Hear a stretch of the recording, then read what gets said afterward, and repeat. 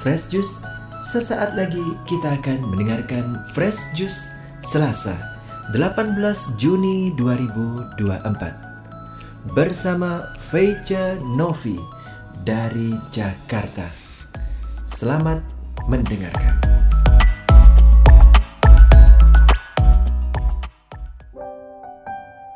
Shalom, sahabat-sahabat pendengar Daily Fresh Juice yang dikasihi Tuhan dimanapun Anda berada.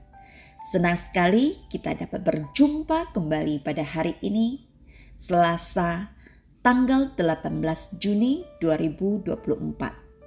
Bersama saya, Feica Novi, di tempat kediaman saya di Kelapa Gading, Jakarta Utara. Hari ini kita bersama-sama akan membaca, mendengarkan dan merenungkan Injil Yesus Kristus menurut Santo Matius bab 5 ayat 43 sampai 48. Mari kita dengarkan bersama-sama. Dalam khotbah di bukit, Yesus berkata, "Kalian telah mendengar firman, kasihilah sesamamu manusia dan bencilah musuhmu. Tetapi aku berkata kepadamu, kasihilah musuhmu dan berdoalah bagi mereka yang menganiaya kamu. Karena dengan demikianlah kamu menjadi anak-anak Bapamu yang di surga, yang menerbitkan matahari bagi orang yang jahat dan orang yang baik, dan menurunkan hujan bagi orang yang benar dan orang yang tidak benar. Apabila kamu mengasihi orang yang mengasihi kamu, apakah upamu? Bukankah pemungut cukai juga berbuat demikian? Dan apabila kamu memberi salam kepada saudara-saudaramu saja, apakah lebihnya daripada perbuatan orang lain? Bukankah orang yang tidak mengenal Allah pun berbuat demikian? Karena itu, haruslah kamu sempurna sama seperti Bapamu yang di surga adalah sempurna." Demikianlah sabda Tuhan. Terpujilah Kristus.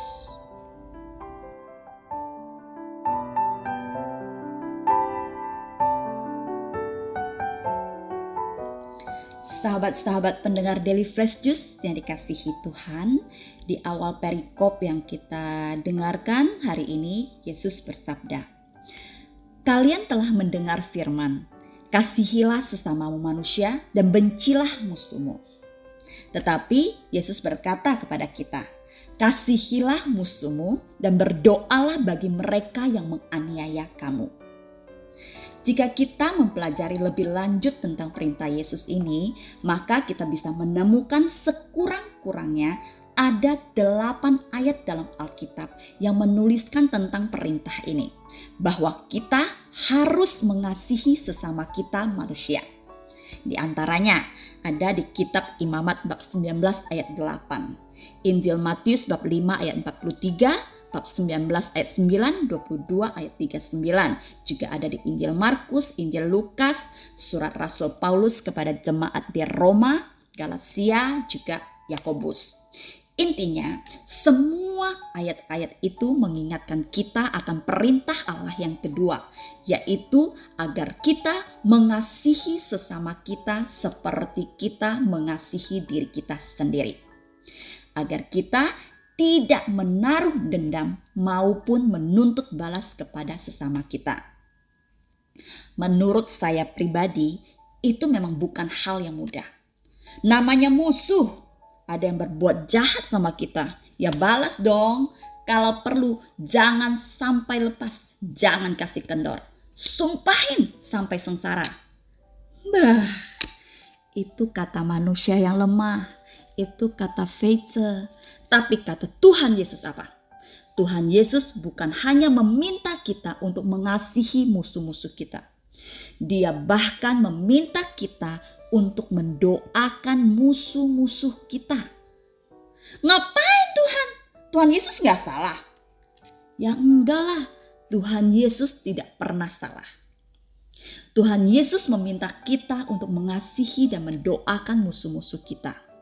Sebenarnya Tuhan Yesus sedang menolong kita supaya kita jangan jatuh ke dalam bencana perseteruan yang lebih dalam, yang pada akhirnya akan merugikan bahkan menghancurkan diri kita sendiri. Pernahkah kita sadari bahwa musuh adalah salah satu orang yang paling mengenal kita?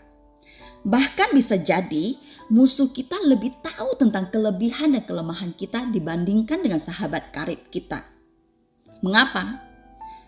Karena kalau yang namanya musuh, apalagi sudah naik jabatan sampai musuh bebuyutan, dia akan memantau pergerakan kita secara terus-menerus.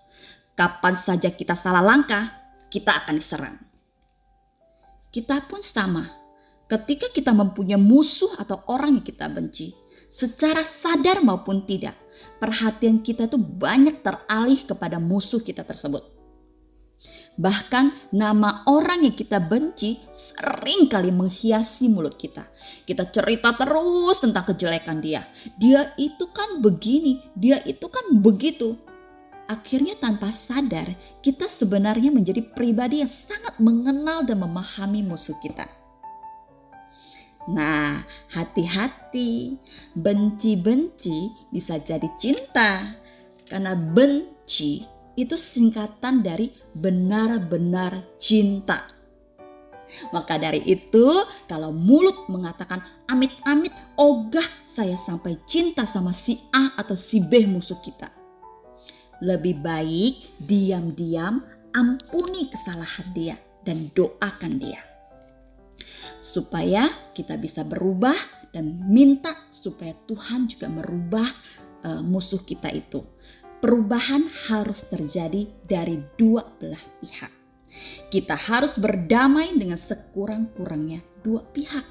Berdamai dengan musuh kita, dan terlebih adalah kita harus bisa berdamai dengan diri kita sendiri dan membuka hati dan pikiran kita dengan lebih luas dan lebih jernih. Kalau tidak bisa mengampuni, bagaimana?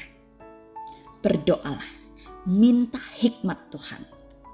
Kalau pribadi saya, kalau saya boleh berbagi, jika saya sedang kesal atau kecewa dengan seseorang, saya akan secepat-cepatnya untuk membatasi diri saya supaya jangan sampai ke tahap membenci orang itu.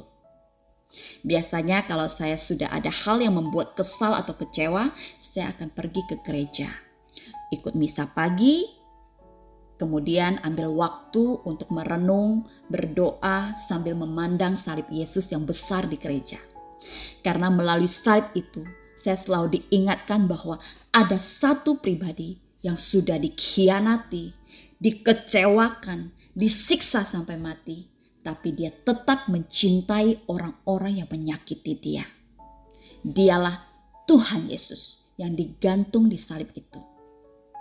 Setelah berdoa, merenungkan sambil memandang salib Yesus, biasanya saya mengalami kelegaan dan menyadari bahwa yang saya alami ini masih belum seberapa beratnya dibandingkan dengan penderitaan Yesus.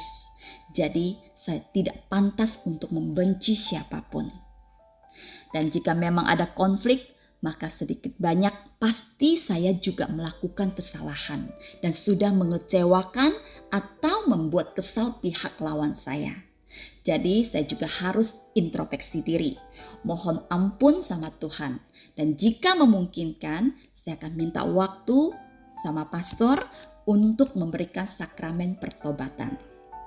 Sekali lagi, mengasihi musuh dan mendoakannya bukan semata-mata untuk kebaikan musuh kita, tapi justru lebih banyak untuk kebaikan dan kedamaian diri kita sendiri, supaya hidup kita bisa lebih berkualitas dan efisien. Tidak sibuk memikirkan balas dendam dan bagaimana menjatuhkan musuh kita. Selain itu, Tuhan Yesus juga katakan, karena dengan demikianlah kamu menjadi anak-anak Bapamu yang di surga, yang menerbitkan matahari bagi yang jahat dan orang yang baik, dan menurunkan hujan bagi orang yang benar dan orang yang tidak benar. Kita sudah dibaptis, kita sudah menerima penebusan Tuhan Yesus, harus menjadi manusia yang baru. Jangan judulnya saja sudah dibaptis, tapi tetap menjadi manusia lama yang penuh dendam, iri dan dengki.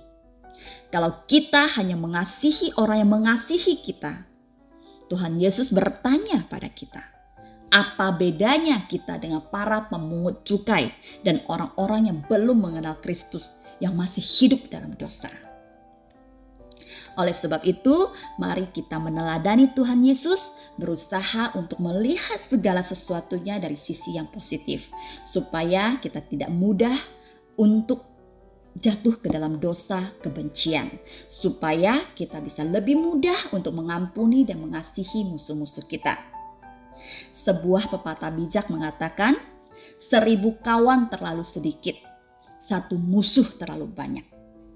Jadi, mari kita cari kawan di mana-mana dan jangan cari musuh. Setiap perselisihan pasti ada dampak negatifnya, entah saat ini atau di kemudian hari. Menang jadi arang, kalah jadi abu. Pihak yang berseteru sama-sama pasti akan mengalami kerugian. Kayu-kayu yang dibakar api tidak akan mungkin bisa kembali ke bentuknya seperti semula. Relasi yang akhirnya mengalami perselisihan pasti akan sulit untuk kembali seperti semula. Orang-orang yang mengalami api emosi, salah satu pihak atau kedua belah pihak, terutama pihak yang mengalami sakit yang lebih dalam, pasti akan mengingatnya sekalipun sudah melewati waktu yang panjang. Jadi, lebih baik kita menghindari perseteruan besar dari awal. Tidak apa-apa jika dalam komunitas atau dalam sebuah relasi ada waktunya juga kita untuk menarik diri, untuk menenangkan diri, menghindari konflik yang lebih besar. Sampai sudah lebih tenang, kita baru kembali berjumpa lagi dengan orang-orang yang bersangkutan. Perbedaan pendapat dan penilaian dalam hidup berbeda-beda, itu hal yang wajar. Jangan sedikit-dikit marah dan menjadikan pihak lain sebagai musuh kita. Saya selalu senang dengan filosofi kaki. Ya. Kaki kanan dan kaki kiri juga tidak pernah kompak melangkah bersama-sama. Tapi mereka tetap melangkah. Dan kaki kiri kalau di depan, kaki kanan pasti di belakang. Kaki kanan di depan, kaki kiri pasti di belakang. Tapi mereka tetap bersama-sama terus melangkah. Dan di suatu tempat perhentian mereka akan berdiri sejajar dan saling menyapa. Kalau perlu saling garukin.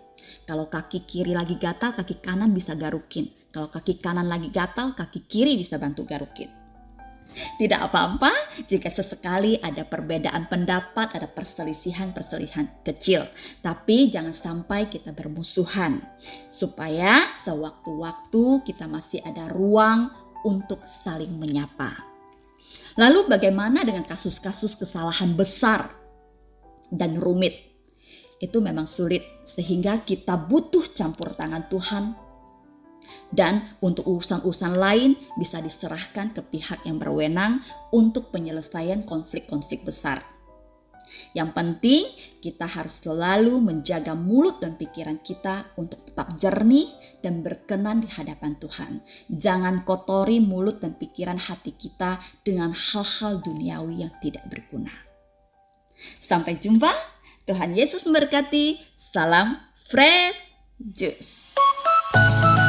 Sahabat Fresh Juice, kita baru saja mendengarkan Fresh Juice Selasa 18 Juni 2024. Terima kasih kepada Feice Novi untuk renungannya pada hari ini.